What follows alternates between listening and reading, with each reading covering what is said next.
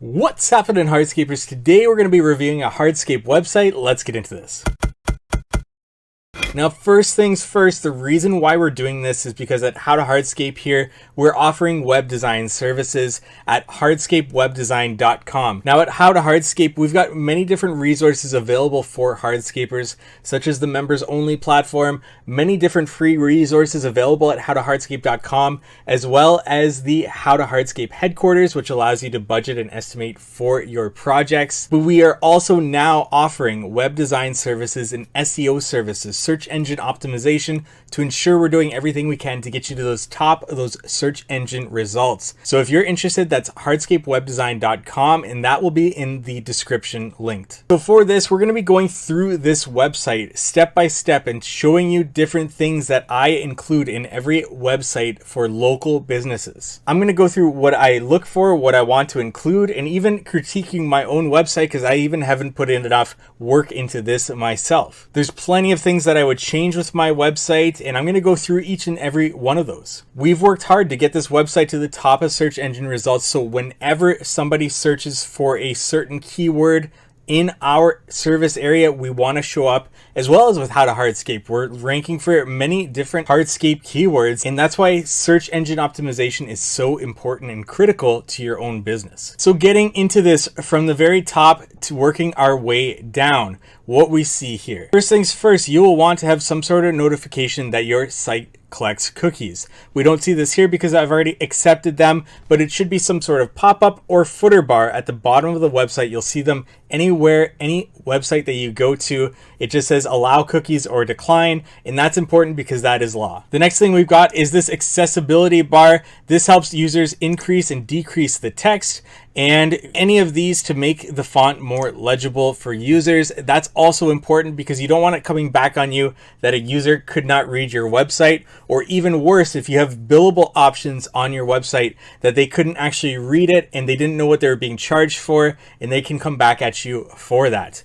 So having an accessibility bar there is important. The next thing we see here, working our way down, is a contact information bar above the header.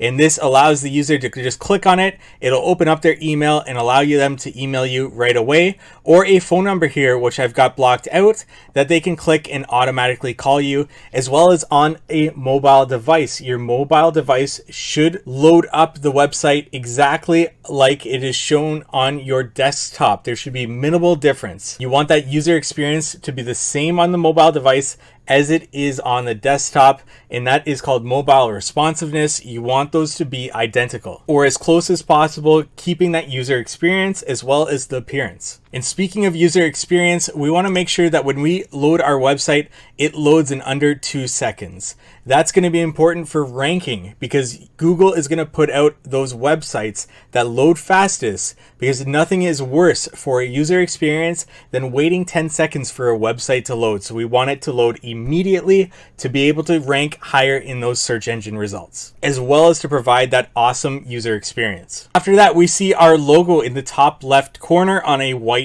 background, making it pop. We also see that with our menu bar and get a quote button, as well as our link colors, we are copying our brand colors. So whatever our brand image is, we want to make that consistent throughout our entire website. What color are your trucks? What color is your logo? What are your brand colors? We want to incorporate those throughout the website. That's why you see this green here, forever after, throughout our menu bars when you hover over them, and the get a quote button, as well as any links that you see here. We've got a nice bold capital menu here and a get a quote button. That get a quote button allows you to go right to the contact page and for a nice form for the user or potential client to fill out, asking for more information from them. We've got a great tagline here for the business, as well as the business name one more time.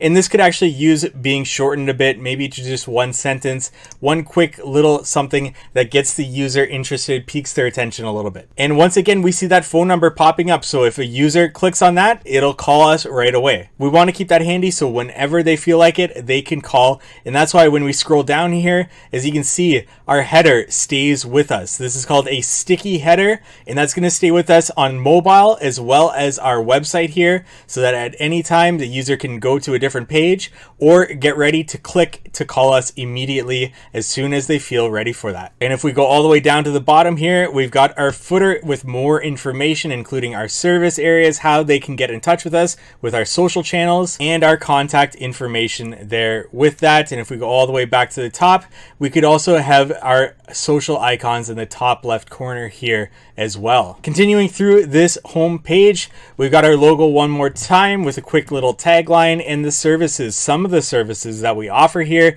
with a little bit of writing with that. We could use some links for each of these to take them to our services page. Continuing down, we've got a Why Choose Us page with a video that, if I click this, will be our promotional video for why clients should choose Ever After Landscaping for their project, with a few more reasons why here typed out. And then we get into our testimonials that we have on this page. There's also a plugin that we can include our Google reviews down here as well, for them to be able to scroll through our Google reviews. And then some frequently asked questions, including why should I choose your company, our warranty, and how to get started. And then finally, our call to action at the bottom here, which would take us to our contact page. It's also very important for search engine optimization to include a number of pages. This is the reason why we have a page for each of our services that we offer, both hardscaping and softscaping, as well as pages for each of our service areas. This tells Google our service area,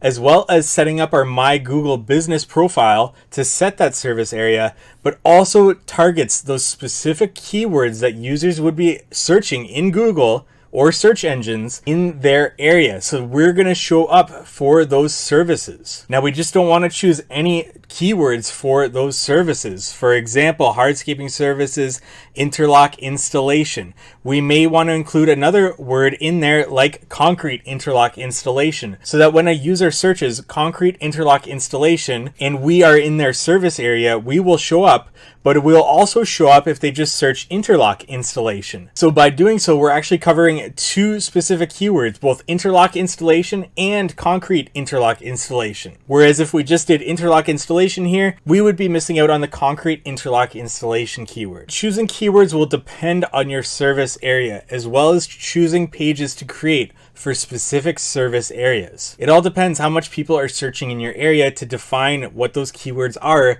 that we are going to target. That's where a keyword research tool really comes in handy. It will tell you the difficulty for ranking for specific keywords, but beyond just targeting keywords, we also want to build links back to our website. That is going to give us a little bit more authority in Google's eyes if we have more links pointing to our website. For example, if we did some sort of news piece and the news did an article on our business for a specific reason, and they linked our business page in that article, that is going to give us a link back to our website, which is going to give us more domain authority for our website, and Google's going to want to rank us a little bit higher for that. Now, you don't want to spam your website everywhere trying to get links back to it, because that will dock your website and lower your search engine results. There's no easy way around any of this when it comes to search engine optimization, and Google will definitely dock your website if they find out that you're doing things that go against their terms. Another great way to get higher in search engine results, especially Google, is to get Google reviews for your My Business profile. And that is incredibly important to tell Google that you are a good business doing good business in your community, and they're going to rank you higher for that. So those reviews are out of our hands and in yours, and you should definitely be seeking out those reviews, especially if you feel a client is happy with your work. Finally, we've got a portfolio page here with some of our work and what our clients say, so a little bit more testimonials there. And we always have that call to action at the bottom of each page, which replicates our get a quote button at the very top that sticks with the page. We have an about page as well with my face there. You might want to include your team on this page as well. I lean into, in my business specifically, that I'm the owner operator. I'm going to be dealing with the client throughout the process, so I highlight myself here for that. But if you're a larger company, you might want to lean into your team specifically for this page.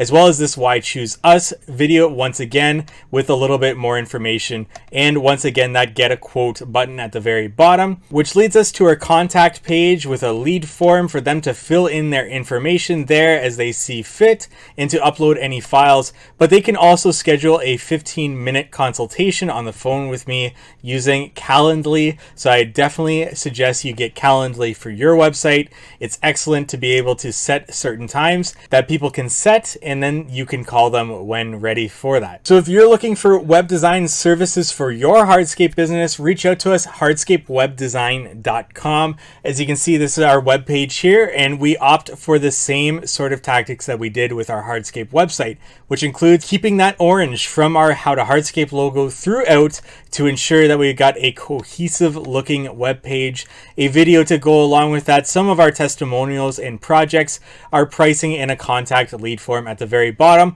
as well as our Calendly link to go along with that to be able to schedule a consultation for this. So if you're interested in that, that's hardscapewebdesign.com. Link is in the description. If this video helped you in any way, please give it a like. That really helps me in this. Comment any more questions that you may have below in regards to websites, SEO, whatever that might be. And that helps me also understand if this is more content that you would be looking for as well. And if you want me to critique your Hardscape website, whether good or bad, leave a link to it in the comment section, but I will be using it in a future video. So if you're okay with that, leave your link in the comment section below and I'll critique your Hardscape website. And of course, subscribe to this YouTube channel for more content like this.